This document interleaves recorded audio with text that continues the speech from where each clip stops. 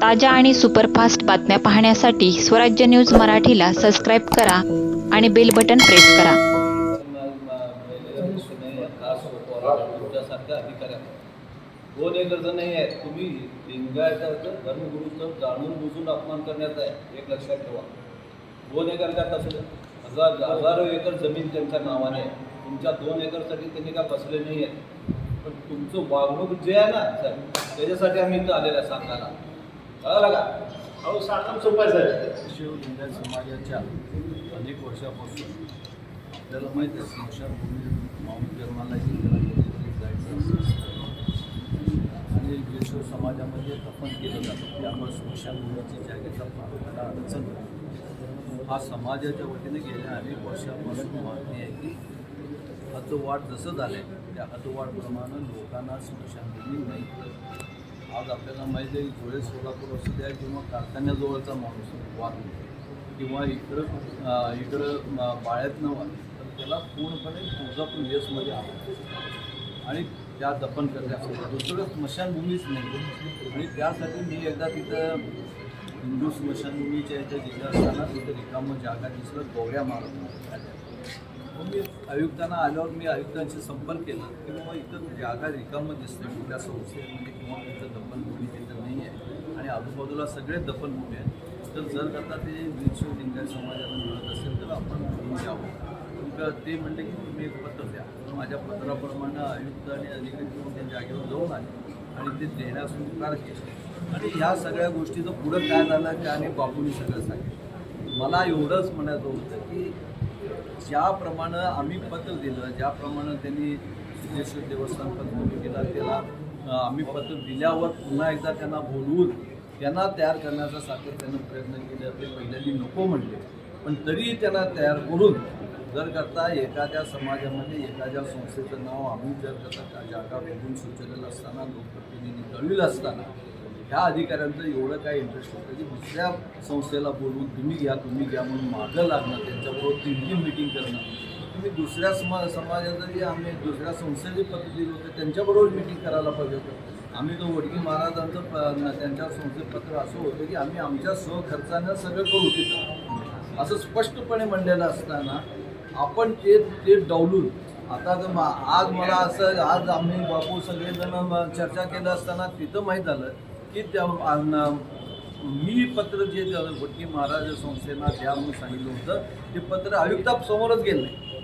म्हणजे इथल्या अधिकाऱ्यांचं एवढा मोठा हे चाललं आहे की आमदारांच्या पत्राला किंमत न देता दुसऱ्यांनी कोणीतरी जे सांगते त्यांचं ऐकणं आणि एकतर्फे ऐकून महानगरपालिका चालवत असेल तर हे फार मोठ्या प्रमाणात चुकीचं आहे. मी सांगू इच्छितो की वडकी महाराज संस्था ही फार मोठी संस्था आहे. हजारो एकर जमीन त्यांच्या स्वतःच्या संस्थे आहे. त्यांच्या जवळपास 30 ते 40 शाळा ज्या खेडेगावामध्ये किंवा ज्या वस्तीमध्ये शाळा होऊ शकत नाही, शासनाने चालवलं नाही, पण तिथं वडकी महाराज तिथल्या मुलांना शिक्षण मिळण्यासाठी तिथं संस्था करून आज हजारो लोक त्यांच्या इथं संस्थेमध्ये कामाला आहे. आणि त्या संस्थेला 2 एकर जागेची किंमत नाही का? किंमत ही जागेची नाही. आम्ही सांगितलं होतं महाराजांना जाऊन की महाराज हे आमच्या समाजाचे मोठे धर्मगुरू आहेत. अनेक शिवाचार्य त्यांच्या पाठशाळेमध्ये शिकून आज मोठे झालेले आहेत, जगद्गुरू झालेले आहेत त्या संस्थेमधनं बाहेर होऊन. पण त्या संस्थेला जाणून बुजून खाली दाखवणं किंवा त्या महाराजांबद्दल आम्ही जेव्हा महाराजांना शब्द दिलेला असताना मुद्दामून आपण नाही करून दाखविणं हे बरोबर नाही आहे. मी मगाशी सांगितलं की बाबा म्हातारी मेलेलं दुःख नाही, काळ एवढा मोठ्या प्रमाणात सोसवणं बरोबर नाही आहे. जे कोणी अधिकारी हे असं वागत असेल किंवा ज्या समाजामध्ये ते निर्माण कुणाच्या सांगण्यावरून होत असेल तर हे चुकीचं आहे. मी तर सांगू इच्छितो की आमच्यातला कोणी आमदारही असू किंवा कोणी नगरसेवक असू पण असं वागत असेल तर त्याला समाज कधी माफ करणार नाही. आर्थिक व्यवहार झालाय का नाही हे आम्हाला असं वाटत नाही, पण कुणाच्या तर दबावाखाली मात्र हे नक्की झालेलं आहे. इथं न्याय मिळावं. आपण आता मगाशी बापूंनी सांगितलं, आम्ही सगळ्यांनी सांगितलं की याच्यामध्ये एक पत्र तयार करून आम्ही आयुक्तांकडे देऊ.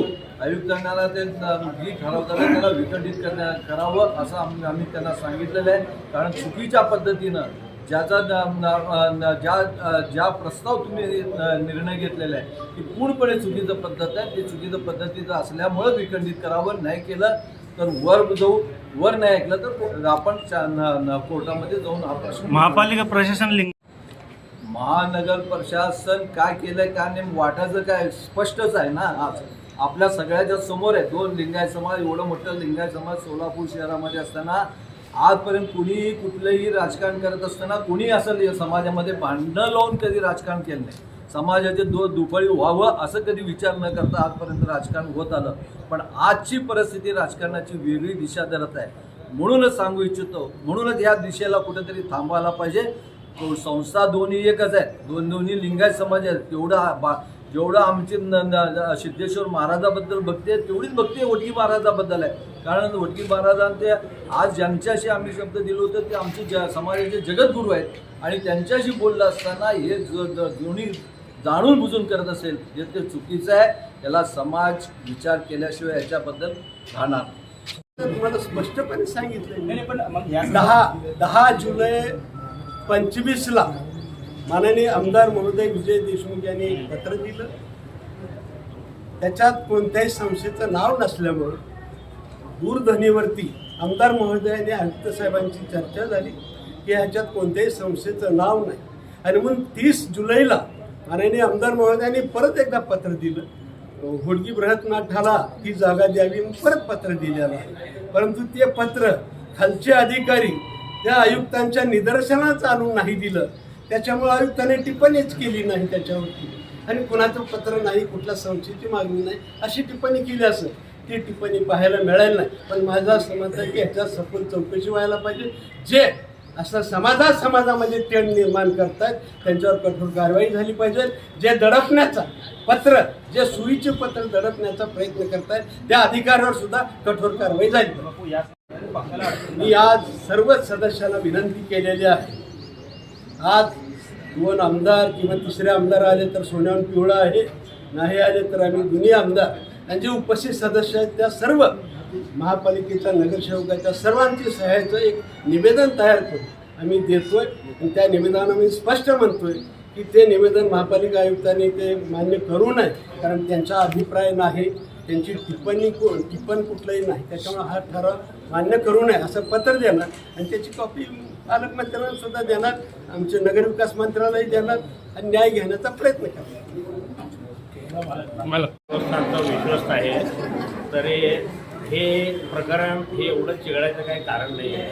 वस्तुतः पहिल्यांदा होडगी मठांनी यांना प्रस्ताव दिलेला असताना त्यानंतरनं हे काहीतरी राजकारण करून सिद्धेश्वर देवस्थानकडून प्रस्ताव मागवून घेऊन त्यांच्या अंगावर पडून त्यांना देण्याचा प्रयत्न केला गेलेला आहे. आणि जोपर्यंत देवेंद्र कोटे साहेबांनी त्यांना स्वनिधीतून खर्च करून देतो असं म्हटले नाही तोपर्यंत त्यांची ही जागा घेण्याची देवस्थानची तयारी नव्हती. हे वस्तुस्थिती आहे. आणि होडगे मठाने ही जागा बिनशर्त घेण्याची तयारी दाखवलेली होती.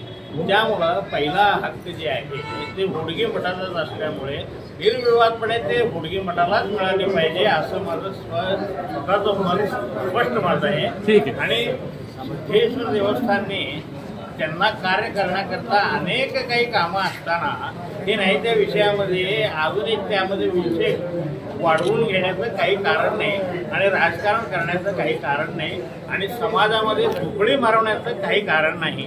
हे असला अश्लाघ्य प्रयत्न त्यांनी करू नये अशी मी त्यांना विनंती करतो.